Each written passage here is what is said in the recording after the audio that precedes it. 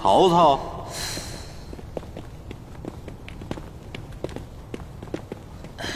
哎，田震，你看，脚印儿，登山鞋的。我天哪，有多少人比咱们先到了？啊，快走，赶紧的！快，走走。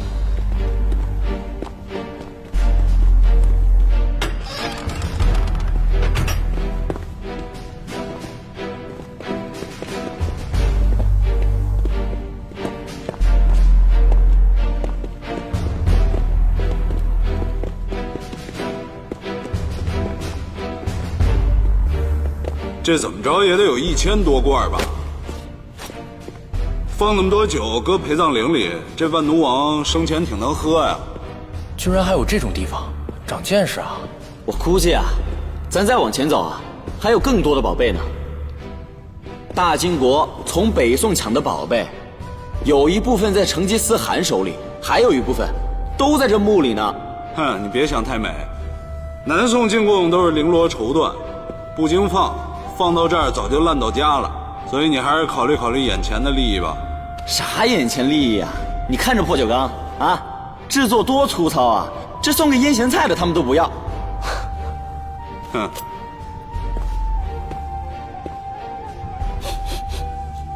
哎，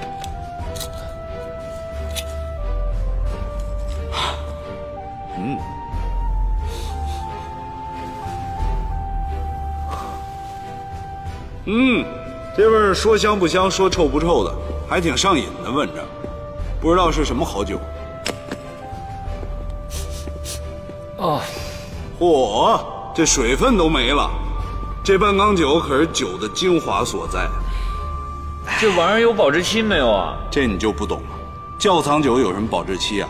放几千年都不会坏，而且几千年那种酒糟啊，吃下去还能长生不老。你只要在河南古墓挖出一大批酒来，那3000年的酒，那一掀开，那酒香熏倒一大片，你都不知道。哎，胖子，干嘛？你疯了？这古墓里的东西也敢吃？你不怕你吃了死了？哎，没事儿，这顶多拉个肚子。咦，弄啥嘞？你干嘛？你们俩自己看看，里面是什么？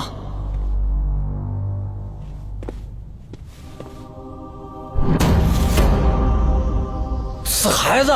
什么死孩子呀？这个三爷跟我讲过，这就是未成形的猴子，拿它泡的酒啊，叫做猴头烧，喝了它能不能长生益寿我不知道，不过这壮阳的效果肯定是有的。胖子，要不然你去试试？幸亏潘子有见识提醒你，要不然先让你喝一口再踹酒坛子，够你受的。潘爷厉害，但是我喝了也没什么用啊。那你要不现在你喝一口吧，我先好了，我要走了。往哪儿走啊？啊？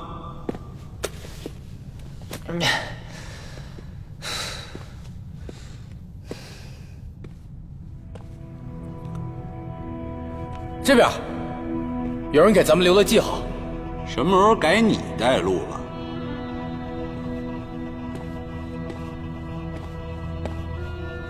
上后边去。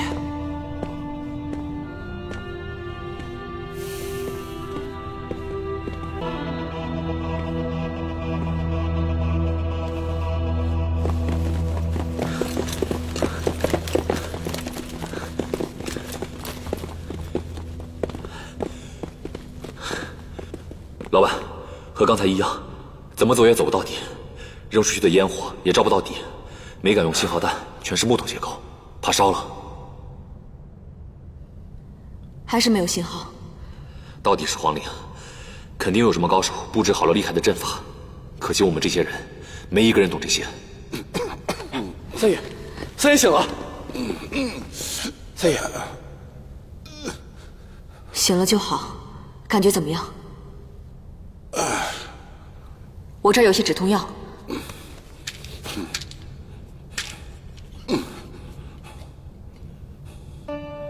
谢谢。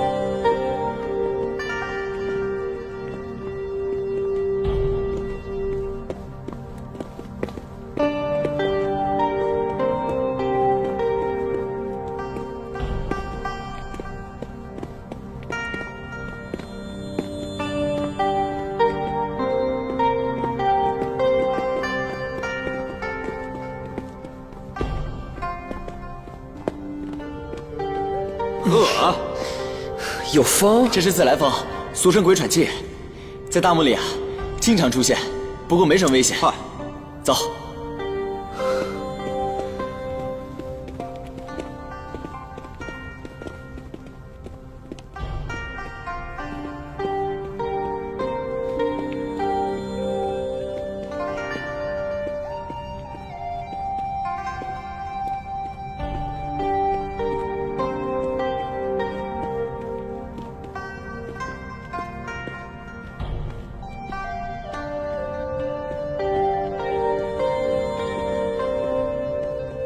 这是什么？这是门吗？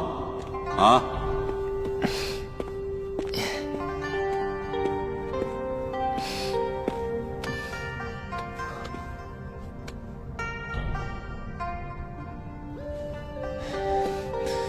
这不是门，打不开的就不叫门，这是块风石啊，用大块的石头垒砌而成，再用铜水把它封住，冻结成一个整体，做成门的样子。看来这条墓道还挺重要。咱们跟着那些标记往地下走，估计就能到地宫的中心了。而且你看这洞都给咱们打好了，不管是谁啊，可能已经进去了。胖子，你小心点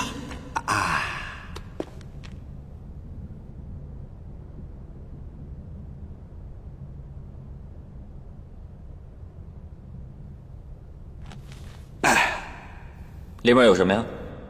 还是条墓道，还有一风石。看来这万奴王啊，缺乏安全感。你别扯淡了，你家防盗门还3道锁呢，风石至少得有3块，这叫3000世界，懂不懂了你？你还记得我家有3道锁呀？谁稀得知道你家有几道锁呀？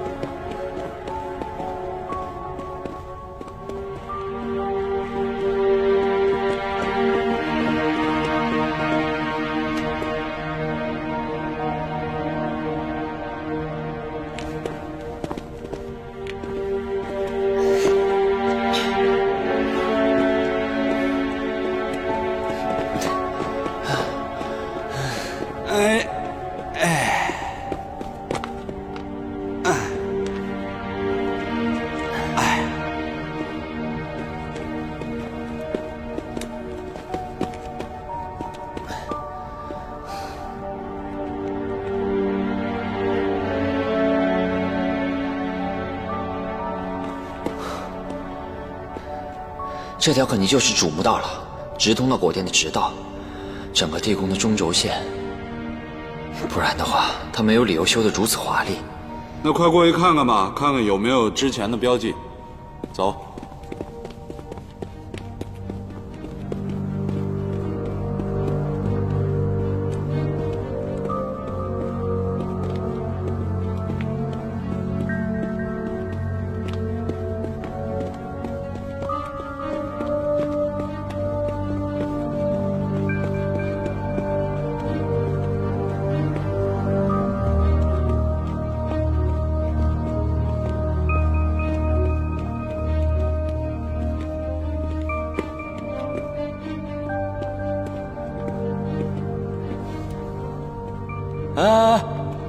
这有个符号啊，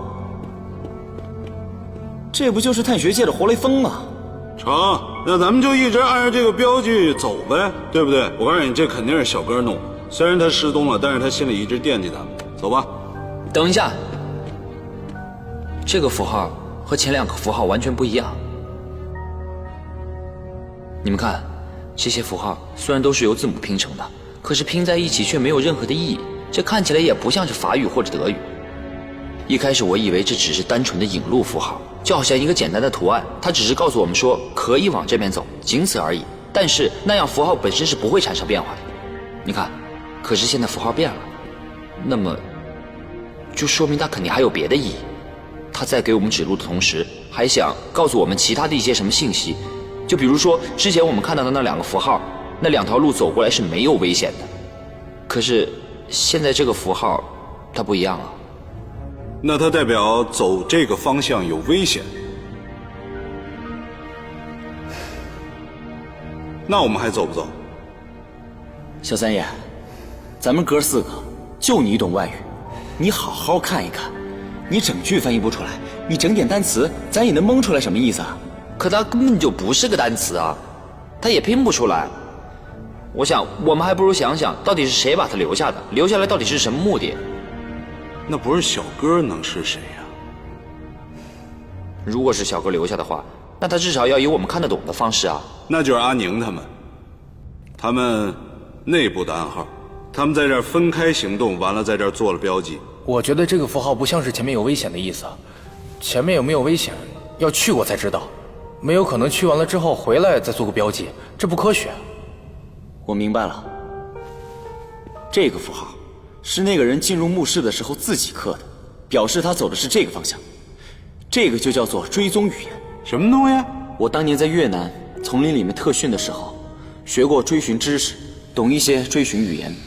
简单来说，就是一个人在丛林里迷路了，他必须要在他走过的路上刻上一些标识和标记，等救援人员赶到的时候，就会通过标识和标记知道他的情况。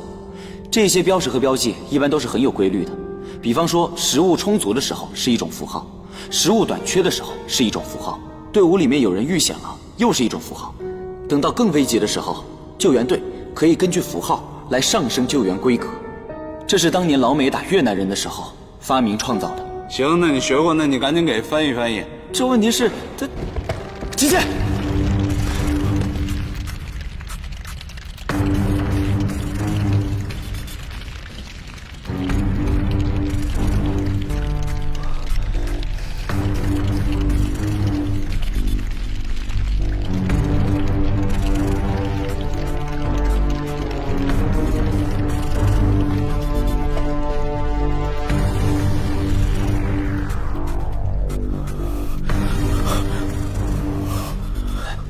那个东西怎么过去的？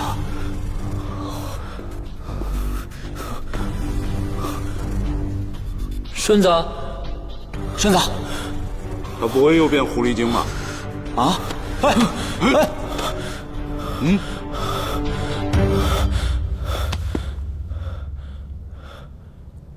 我以为你又要突变了呢。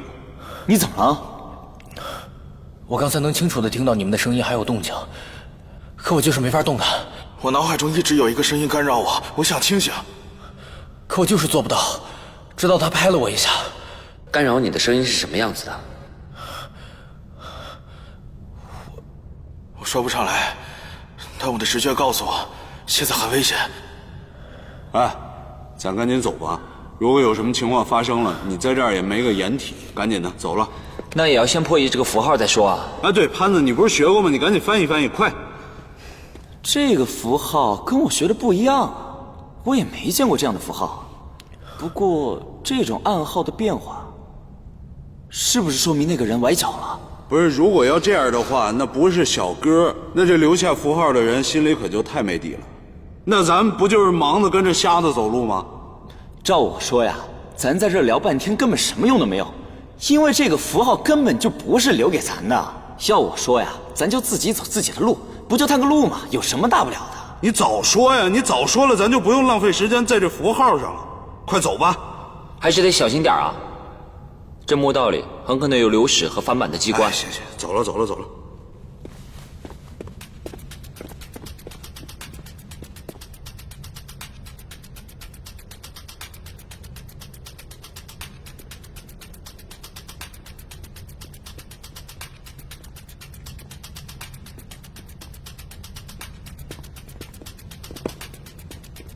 我告诉你，咱们还是尝着甜头了。就算是有机关，也被他们先行的给破坏了。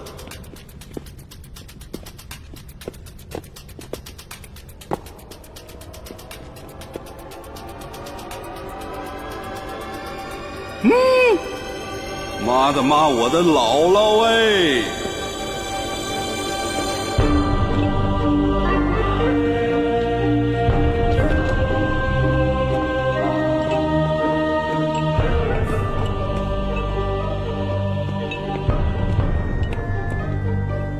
我说什么来着？啊？我说什么来着？我说什么来着？啊？南宋的岁贡，女真的国库，这下发财了。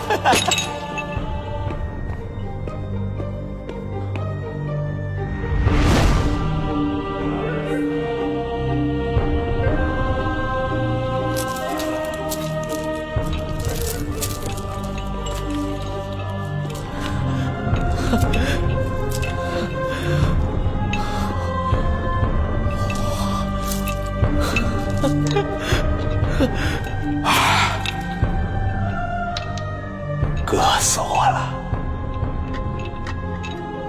哎呀，哥的好舒服呀！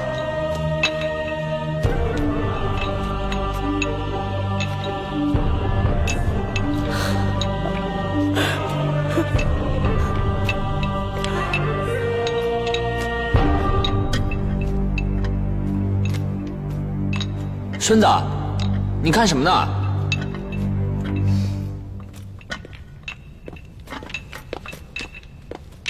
孙子，还能有什么新鲜东西啊？哎，哎，哎，哎。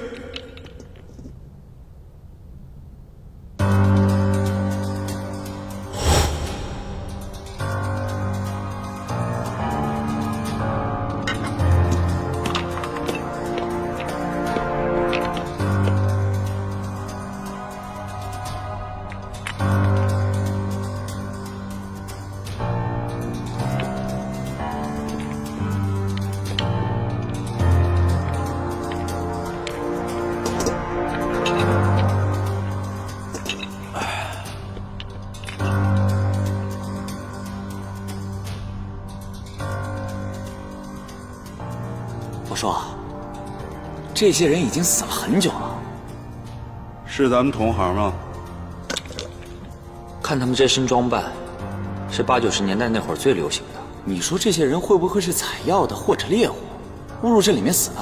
不可能，咱们这帮专业夹喇嘛的才分街巴拉跑到这儿，猎户那帮业余怎么可能闯到这儿啊？不可能。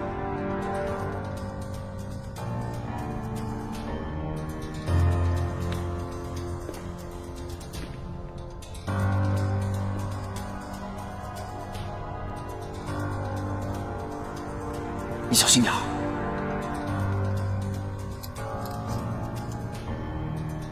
上海表，老款式，这个女的来头不小。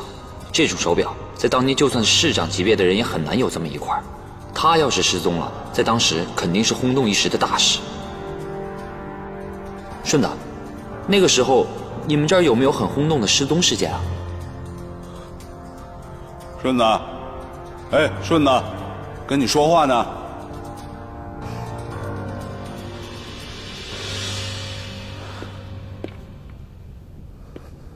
顺子，顺子，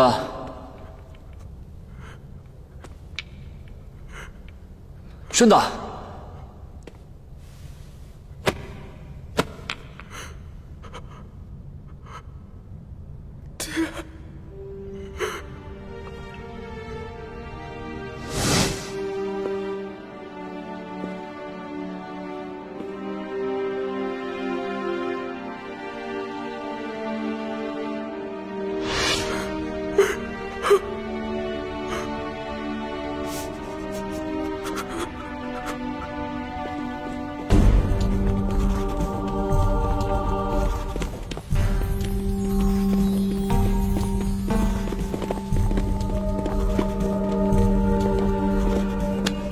三爷，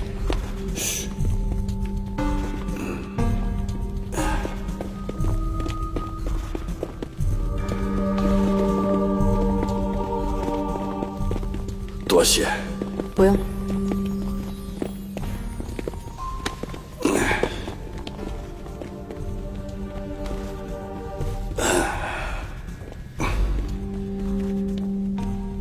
我清醒的事情，希望你别告诉邱德考。杰森我可以保证，但Sir是我不能保证。邱德考没告诉你，他来玉景天宫要做什么吗？和你一样。不一样。邱德考他多大年龄了？身体你了解吗？你想说什么？我想说，你要动脑子，好好想想。一个这么大岁数的人，能跑能跳能爬雪山，当然了，很多事情你不亲眼看到，你根本不会相信的。等他出来以后，你仔细观察一下。有些人出生的时候就被上帝亲吻过，他们拥有着超越常人的天赋。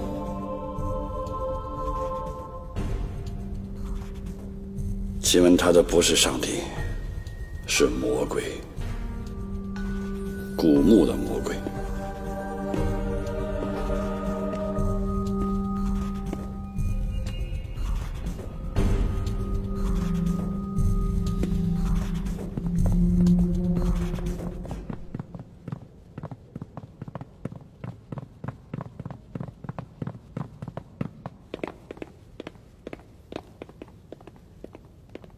事情结束之前，你就待在这儿，不许出去半步。你为什么这么做？为什么？你就那么害怕我破坏你和裘德考的计划吗？我明明可以把他们一起解决掉。奶奶，人都说你是女中豪杰，你是害怕了吗？哼！你到底跟裘德考达成了什么协议？他是怎么说服你的？为什么你连产品姑姑失踪真相都放弃了？你根本就没有认真调查过。他太天真了。为什么？奶奶，你给我一个太天真了。奶奶。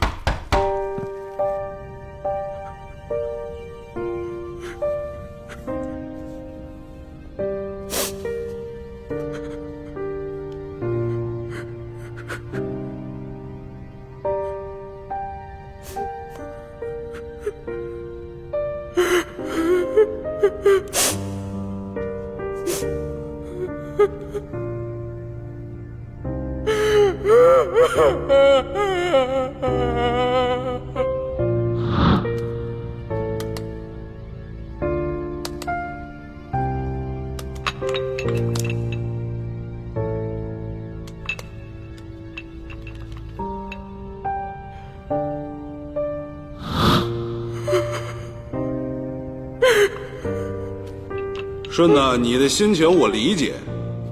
我们家老爷子去的也早，但是老天多眷顾你啊！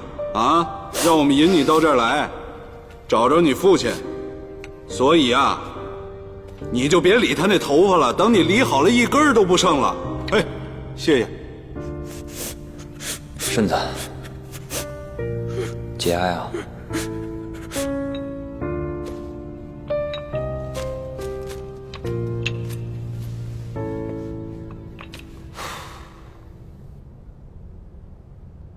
哎，我总觉得啊，他们这些人出现在这里，有一点蹊跷。这有什么蹊跷的？切！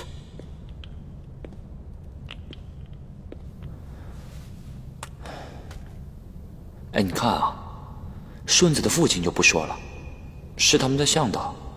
那剩下这些人呢？他们也是在不适宜进山的时候，非要进到这里的，那就说明他们肯定不是普通的游客，这还不蹊跷吗？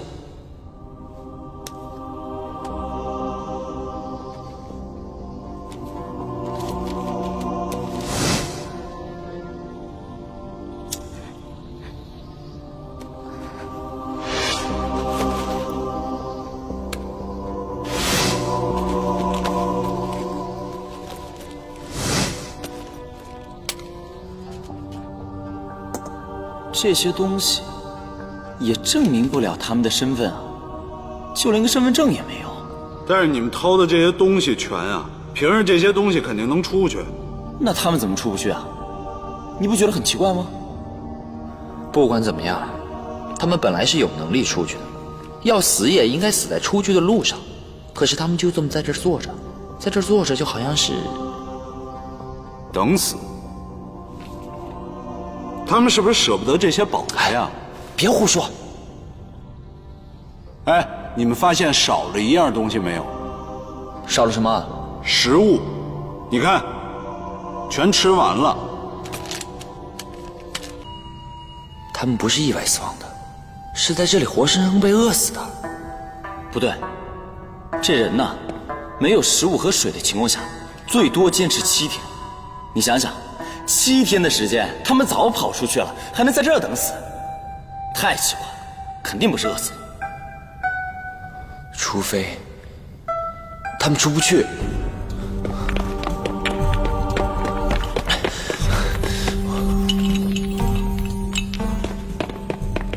田震，这儿不会像海底墓一样，墓室上下动，跟电梯似的，一会儿有门，一会儿没门吧？反正这回我们炸药带够了，实在不行就炸出去喽。行。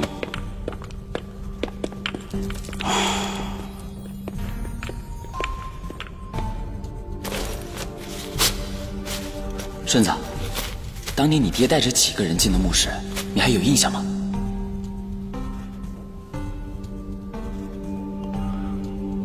我记得他是跟7个人一起出发的。那就是8个人呢。这儿有6具尸体，有2个人不见了。你说会不会是那2个人见财起意，把人杀了，然后自己跑了呀？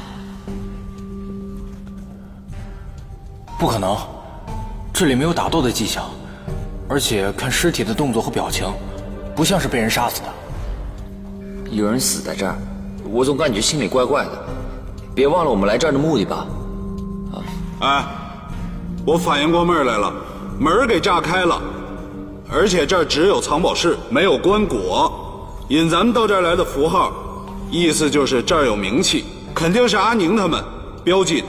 完了以后，等着第2梯队过来收宝贝。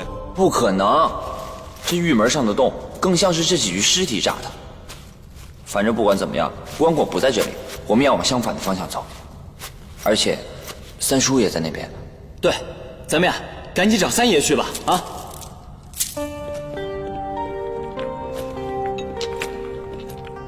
哎，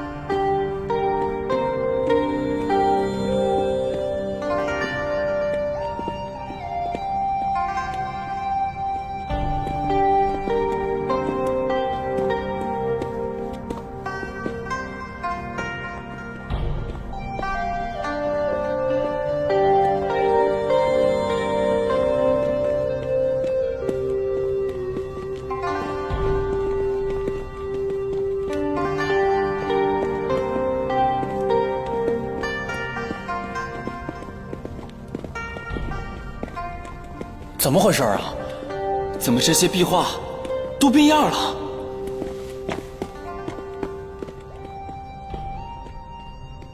啊，这个呀，我跟天真在海底墓的时候碰到过，原理是这样的。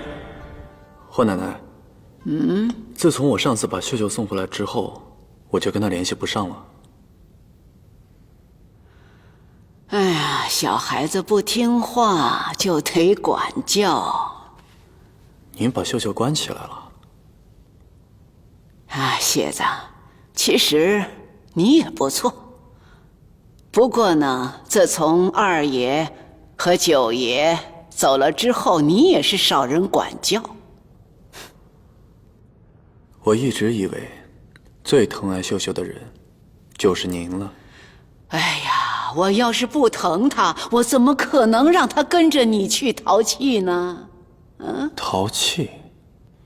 您这么轻描淡写的一句话，就把秀秀所有的努力都给否定了。您在害怕什么？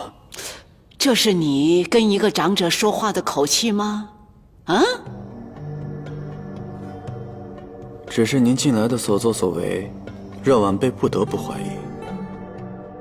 这件事情牵扯到裘德考和杰森所在的阿尔法公司在中国的布局，这个布局早在解放前就已经开始了。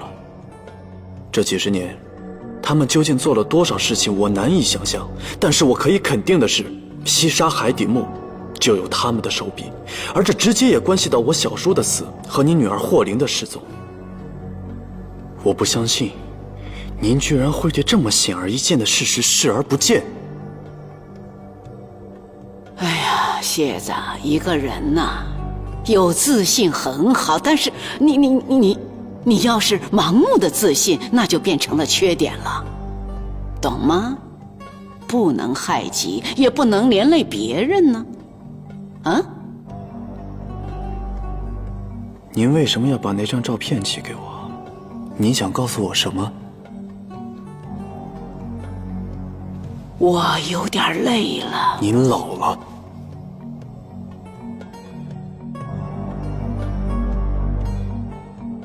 老九门中，还健在的就只有您和陈皮阿四了。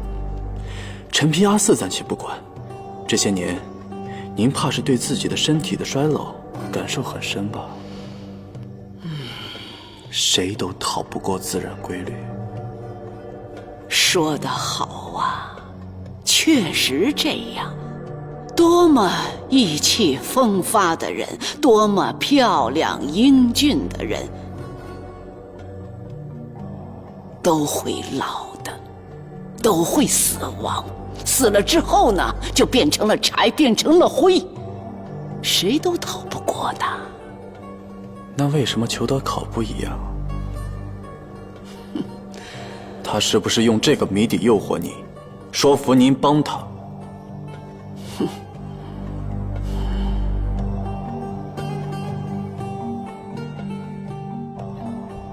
如果是这样的话，那这个地下玄宫岂不是结构十分复杂？咱们不会进去就出不来吧？应该不会。汪藏海的伎俩很多都是给探学者施加心理压力，要真的做到把人困到死的话，其实也不容易。很多人到最后都是精神崩溃，自己放弃了才会死的。对，没问题，你就放心吧，肯定能出去啊。也不知道三爷这会儿走到哪儿了，不过肯定的是，他应该比咱们走得快，比咱们走得更深入。不止他快，阿宁也快啊！而且他们估计损失挺惨重的，那人面猫头鹰不好对付。不是三爷，可千万别碰上这东西。我也不在三爷身边，也不知道他现在被虎姬照顾得怎么样。他心里……哼，不知道还以为你也是三爷的侄儿呢。你不是我三叔！你说我不是三叔，那你告诉我，我是谁？你是谢连环。小子，在这个世界上，只有一个人不会害你，那就是我，你的三叔。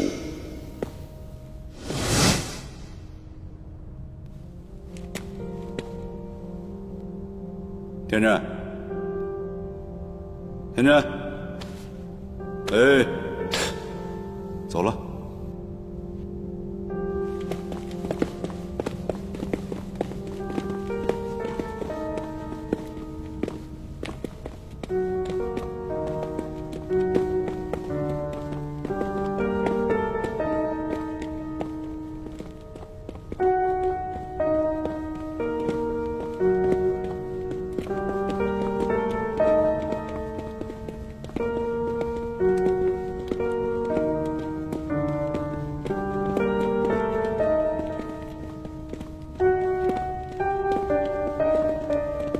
哎，这门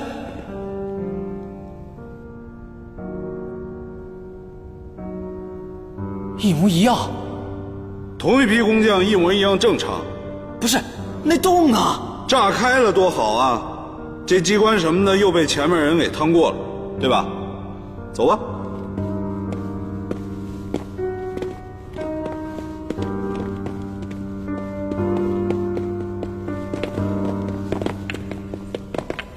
这是多有钱啊！啊，又一个藏宝室。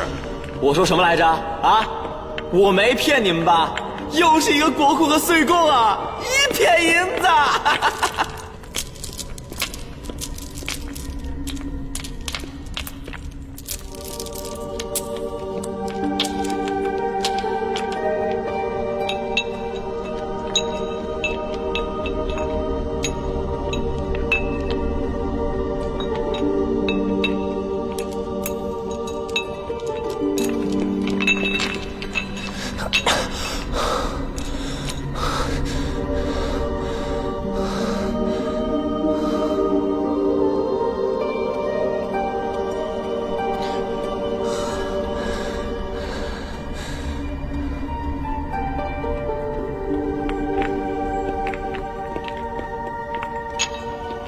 这怎么又一堆包一堆尸体啊？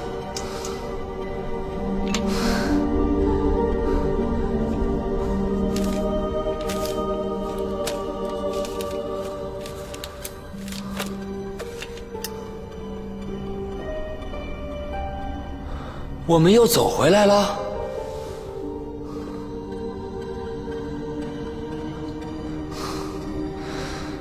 上一个这样质问我的人，骨头早就被狼啃光了。长生不老，多少人的美梦，没想到在今天还有市场。您平时不买三无产品吧？我前段时间遇到一个制假高手，他跟我说了一件很有意思的事情。他的一生做过最完美的赝品，就是一张人皮面具。据说戴上以后，连自己的亲生父母都无法分辨真伪。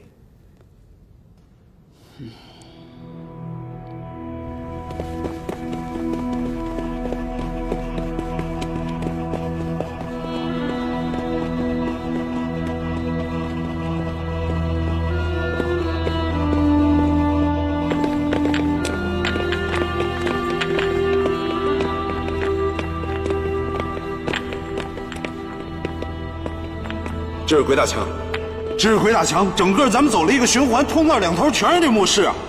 这怎么回事？怎么回事？顺子，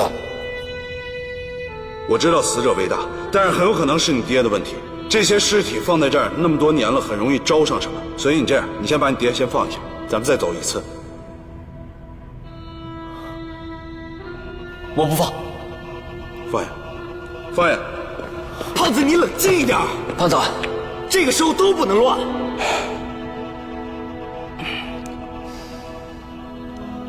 小三爷，你不常说汪藏海的东西，充其量就只是制造心理压力的小伎俩了。大家不能知道这一点还中招，肯定有什么不对的。对，潘子说的没错，这肯定是机关，这和顺子爹的尸体没有任何的关系。在海底墓的时候，我们已经证实过了，这世界上根本就没有鬼打墙。汪藏海他就是这样，他善于利用这些巧妙的机关，营造这种诡异的气氛。在不知道底细的时候，我们很容易被他牵着鼻子走。再走一次。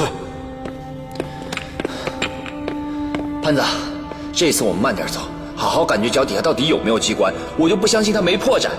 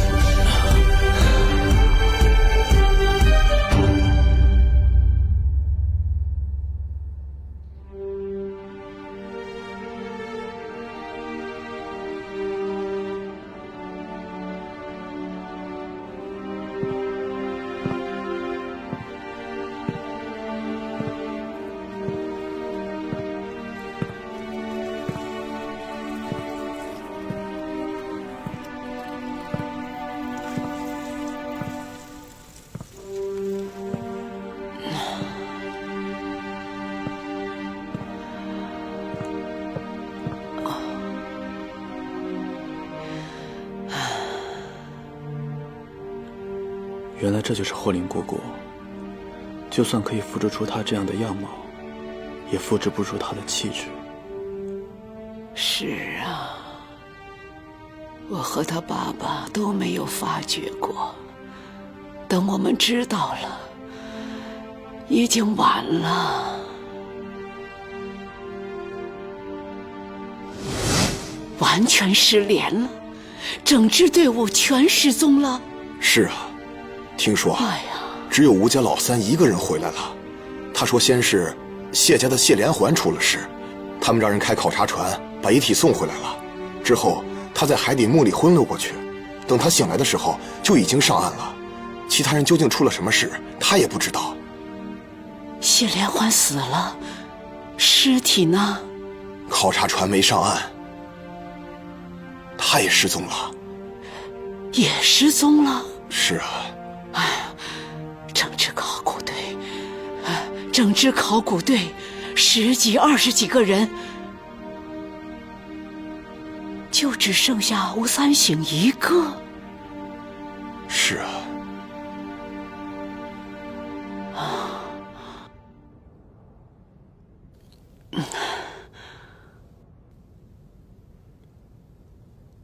你什么意思？跟我一起出海的霍林，已经不是那个霍林了。不是他又该是谁呢？我不相信您一点异样都没有察觉到。就凭你的一面之词，我就应该相信你是吗？你了解他，还是我这个做母亲的了解他？或许中间有什么内情是我不了解的，但是根据我的观察和推测，事实就是这样。你要是不相信，我也没办法。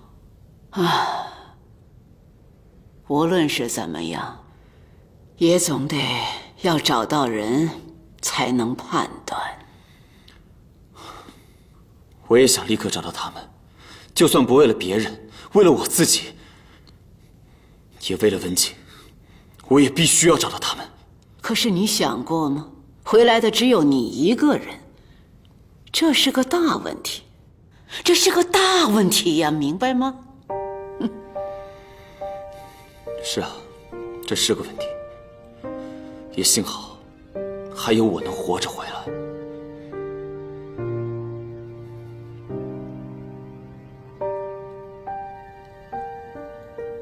当时，我并不相信吴三省的话，相反，这些都是他搞的鬼。他想毁掉霍家和谢家出息的子弟。这之后不久，我就收到了一盘录像带。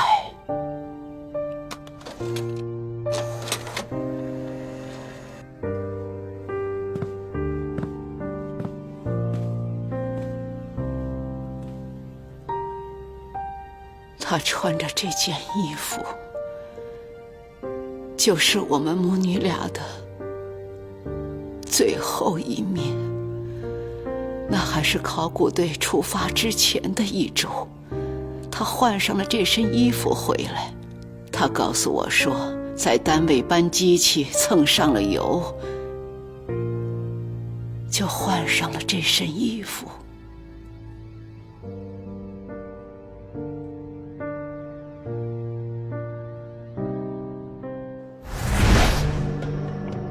放我出去！放我出去！你们到底是什么人？放我出去！放我出去！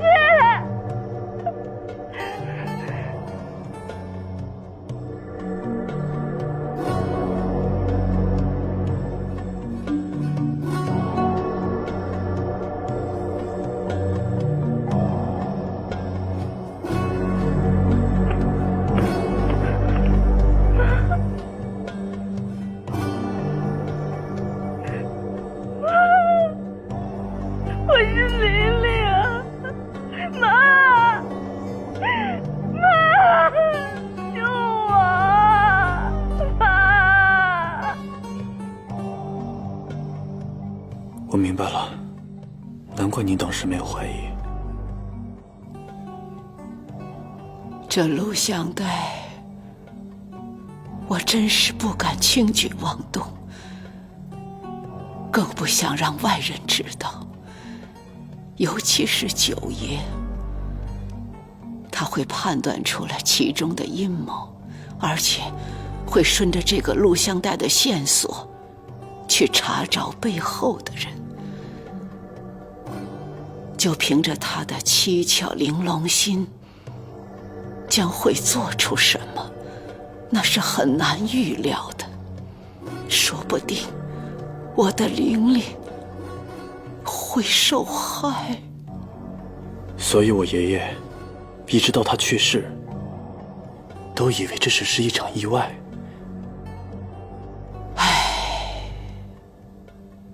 凭着这九爷的智慧，他一定是看破了其中的秘密，但是凭着他的个性，真不知道他还能做出什么来。更何况谢连环的尸体还没找到。那他是狗五爷跟他说了什么？小叔，你回来了，你又闯什么祸了？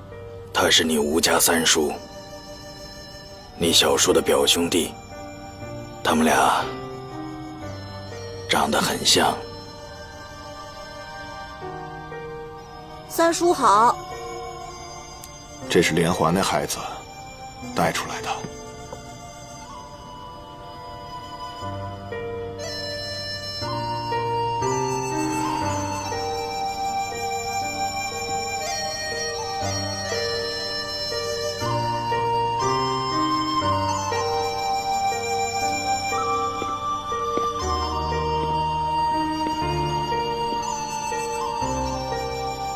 送客。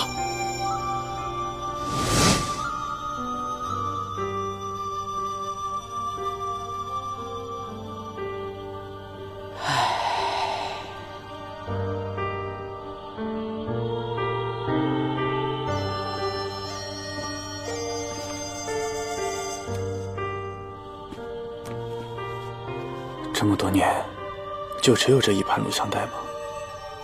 后来我又收到过一盘。放我出去！放我出去！放我出去！放我出去！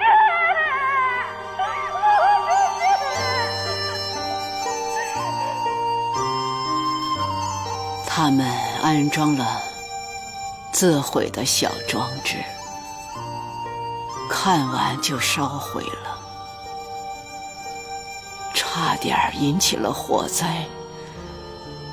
那是玲玲失踪后的第3年，衣服也没换，很憔悴，一句话也没有，就站在那床边一动不动。唉，摄影机的高度和玲玲差不多，是水平的。但这也没有办法证明，那就是当年拍摄的。啊，对，而且这个自毁装置也让我很疑惑，这其中一定是有些小细节，我多看几遍就能发现的。他们就是防止意外，看完就销毁。自从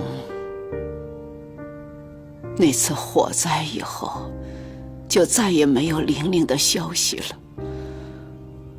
我真是不敢赌啊，因为那边有玲玲的命啊。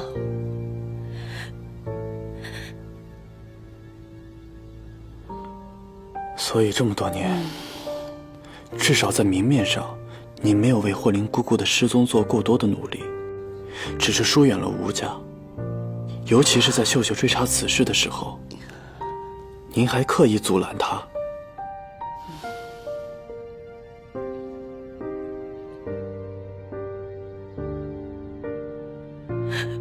这些我能理解，但是您近来的举动，却让我越来越看不清了。您到底为什么要把那张照片寄给我？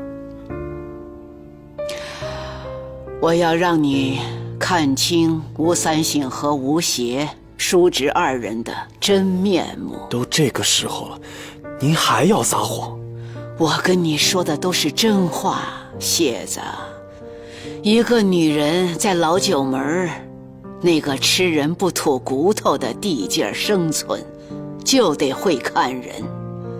你看我这几十年下来，自认为无论谁一过眼就看得透透的，就对这个吴三省看不透。唉，而且呢，咱们且不论呢，玲玲跟吴三省是什么关系，幕后的目的又是什么？整队的人就回来他一个，难道这不是一个大问题吗？您就是不想让吴三省好过罢了。哎呀，你那个小叔的遗言上不是写得很清楚吗？难道你还觉得吴三省是无辜的吗？现在已经知道的是，裘德考的确参与了海底墓事件，并且和考古队失踪有直接的关系。您这个时候明面上和他合作，究竟是为了您的女儿的下落，还是对他的那个秘密心动了？裘德考说服您帮他，应该不是拿你女儿的下落进行要挟，那么他的筹码就只有他的那个秘密了。这个秘密是不是关于长生不老？这世上哪有长生不老的事啊？的确荒谬，但是有裘德考现身说法，他的身体状态是个特例，一个连医学上都无法解释的特例。不管您信不信，反正我已经半信半疑了。不，准确地说，是7分相信，3分怀疑。如果他再拿出证据，那3分怀疑恐怕也会变成相信了。他有什么证据？云顶天宫。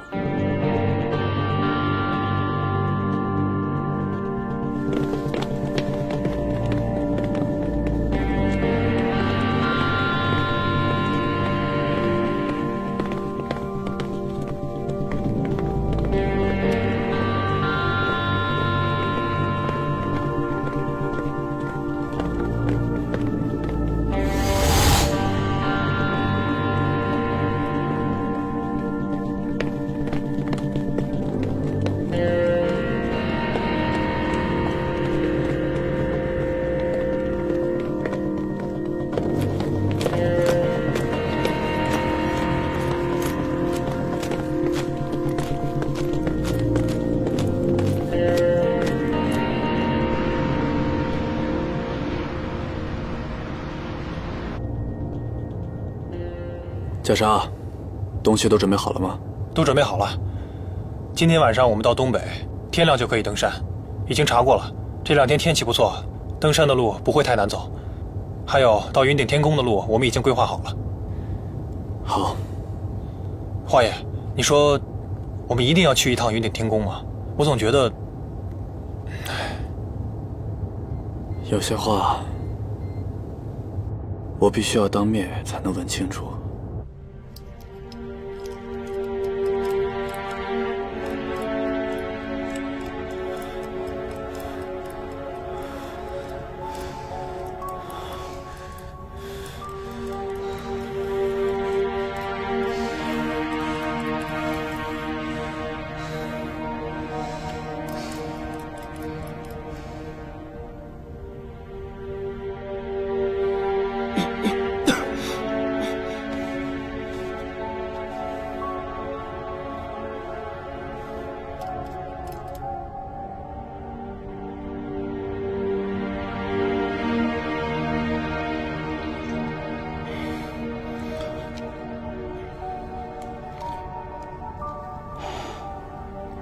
咱们再走一次。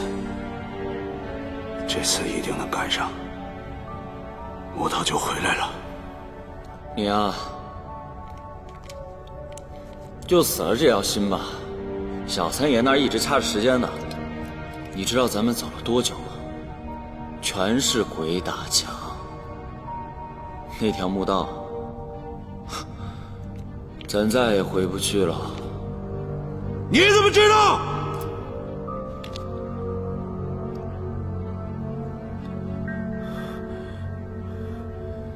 你自己看呐，那几个人绝对比咱们走的次数还多。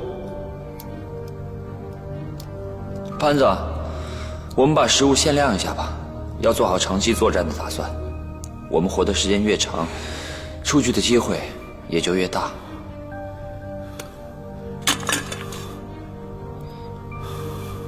小三爷，我看啊，咱剩下的食物就够吃2顿，我看也不用限量了，就使劲造吧。如果炸药也没用的话，就等着人收尸吧。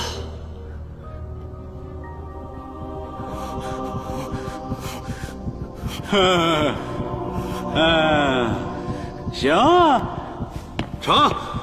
那陈士官同志，你赶紧准备饭吧，好让胖爷分散注意力，这样我也能想想怎么出去，是吧？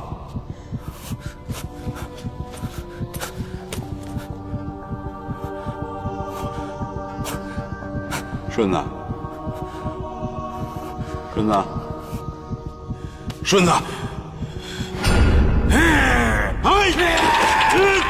哎，快点，压不住了！好样，小哥在就好了。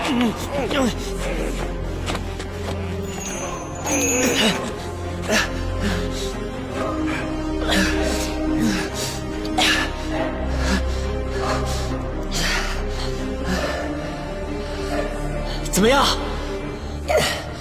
顺子？休息一下。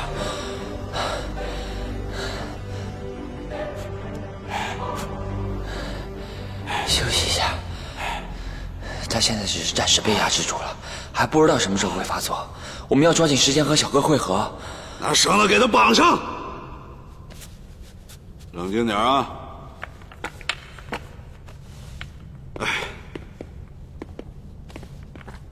整个地宫是回字形的，最中间是灵殿，这里是制式最严格的地方。汪藏海不会在这一部分的结构上动手脚。灵宫周围还有殉葬坑、陪葬坑、排水系统以及错综复杂的甬道、墓道。我们现在很可能在地宫的外沿，所以呢？所以，成了，我都想好了，咱们现在思考方式根本就不对，不对。你能不能说点正经有用的啊？我没不正经啊，咱们现在零零散散那么思考，你浪费时间，你还浪费体力，对不对？咱们倒不如把所有的可能性都写下来，归纳成几条以后，咱们挨个验证，不就完了吗？啥就完了？你说清楚点。来，把本拿来，你别在那乱写乱画了，快！所有人都说说这是怎么回事，有什么可能性啊？不用说细节，就是大方向说一下，好吧？来，有机关？对，有机关。还有什么？我觉得有东西在影响我们的感觉，就像心理暗示或者催眠什么的，让我们自己不知不觉走回来。我刚才就像是被什么暗示了一样。亲身体验过。幻觉还有什么？